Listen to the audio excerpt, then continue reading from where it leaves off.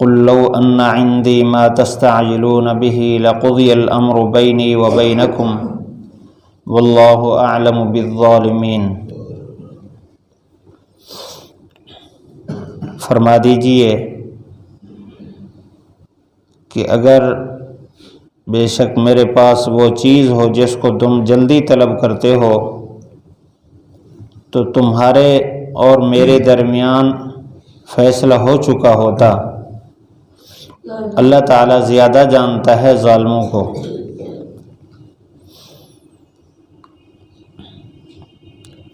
پچھلی آیت میں یہ بات فرمائی کہ میں تمہاری خواہشات کی اتباع نہیں کروں گا، کیونکہ خواہش کی کسی غیر قوم کی خواہش کی اتباع میں تو گمراہی ہے۔ اور پھر فرمایا اللہ تعالیٰ نے کہ ان سے یہ بھی فرما دیجئے کہ میں تو اپنے رب کی طرف سے واضح دلیل پر ہوں، تم ان دلیلوں کو جھٹلاتے ہو اور تم یہ کہتے ہو کہ اگر آپ سچے ہیں تو جلدی وعدہ لے آئیں، یعنی عذاب لے آئیں یا قیامت لے آئیں، یا جو ہم مطالبہ کرتے ہیں جن معجزات کا وہ معجزات ہمارے سامنے لے آئیں۔ اللہ تعالیٰ نے فرمایا ان الحکم الا للہ، فیصلہ اللہ کا چلتا ہے۔ جب اللہ چاہتا ہے عذاب آتا ہے، جب اللہ چاہتا ہے چاہے گا قیامت آئے گی،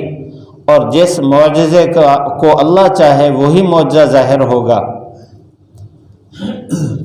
اب اس آیت میں مزید فرمایا لو ان عندی ما تستعجلون به،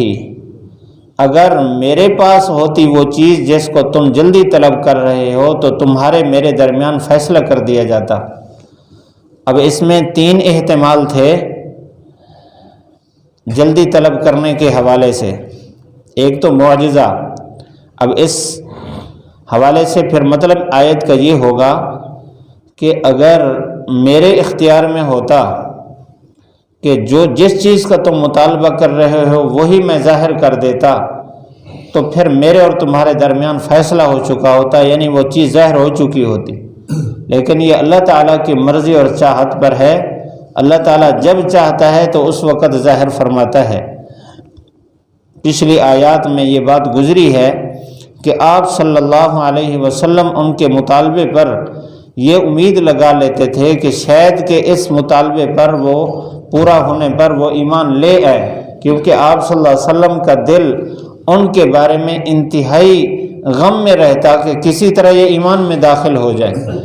تو اس بنیاد پر آپ صلی اللہ علیہ وسلم کی یہ چاہت ہوتی کہ جس چیز کا مطالبہ کر رہے ہیں کاش کہ وہ ظاہر ہو جائے،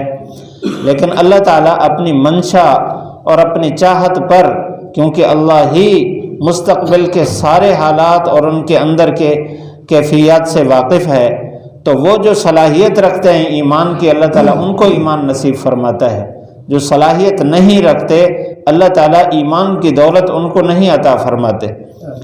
اور اگر اس سے مراد دنیا کا عذاب ہو تو پھر مطلب یہ ہوگا کہ دنیا میں جو پہلی قوموں میں عذاب آیا ہے اگر وہ بھی میرے پاس ہوتا تو پھر میں تمہارے سامنے اس کو بھی ظاہر کر دیتا اور دنیا ہی میں فیصلہ ہو جاتا حق پر کون ہے اور جھوٹ پر کون ہے۔ اگرچہ اللہ کے نبی صلی اللہ علیہ وسلم کے دل میں امت کی شفقت اور رحمت بھری ہوئی تھی۔ مشکوٰۃ شریف کی روایت ہے، آپ صلی اللہ علیہ وسلم سے حضرت عائشہ رضی اللہ تعالی عنہا نے سوال کیا، اے اللہ کے رسول، احد کے دن سے بڑا دن بھی آپ پر کوئی آیا ہے؟ کہ احد کے دن احد کے میدان میں بہت زیادہ مشقت کا سامنا کرنا پڑا، آپ کے دانت مبارک بھی شہید ہو گئے تھے اور پیشانی پر ایک خود کا زخم بھی ہو گیا تھا، تو اور مشرکین نے ایک دفعہ گھیر لیا تھا۔ اللہ تعالیٰ نے حفاظت فرمائی، حضرت ابو طلحہ رضی اللہ تعالیٰ عنہ سامنے کھڑے تھے اور جس طرف سے بھی تیر آتا وہ اپنے سینے پر لیتے، اللہ کے نبی صلی اللہ علیہ وسلم تک نہ آنے دیتے۔ تو اس سے بڑا دن بھی کوئی مشکل آیا؟ آپ صلی اللہ علیہ وسلم نے فرمایا، ہاں مکہ میں ایک دن اس سے زیادہ مشکل آیا ہے، جب میں طائف میں گیا اور وہاں یالیل بن کلال سردار تھا، اس کے پاس جب میں گیا تو بجائے اس کے کہ وہ میری بات سنتا، اس نے وہاں کے آوارہ لڑکوں کو پیچھے بھگا دیا اور وہ اینٹیں اٹھاتے تھے، پتھر اٹھاتے تھے میرے پیچھے اور مجھے مارتے تھے، اور میرا جسم زخمی ہو گیا اور میرے پاؤں کا جوتا بھی اس سے بھر گیا۔ اس وقت جب میں ایک باغ میں جا کر بیٹھا، یا علیس کا باغ تھا، وہاں جا کر بیٹھا تو میرے پاس جبرائیل علیہ السلام آئے اور پہاڑوں کا فرشتہ بھی ساتھ لائے، تو یہ کہا کہ اے اللہ کے رسول میرے ساتھ ایک فرشتہ ہے۔ پھر اس فرشتے نے سلام کیا، کہا کہ اللہ تعالیٰ نے ہمیں بھیجا ہے، اگر آپ حکم فرمائیں تو طائف کی اس بستی کو دونوں پہاڑوں کو آپس میں ملا دیں اور اس کو رگڑ دیں، اس بستی کو۔ آپ صلی اللہ علیہ وسلم نے فرمایا نہیں، مجھے امید ہے کہ یہ ایمان نہیں لاتے تو ان کی اولاد میں ایسے لوگ ہوں گے لا یشرک باللہ شیئا، جو اللہ کے ساتھ کسی کو شریک نہیں کریں گے۔ اور ہوا بھی ایسے کہ جب مکہ فتح ہوا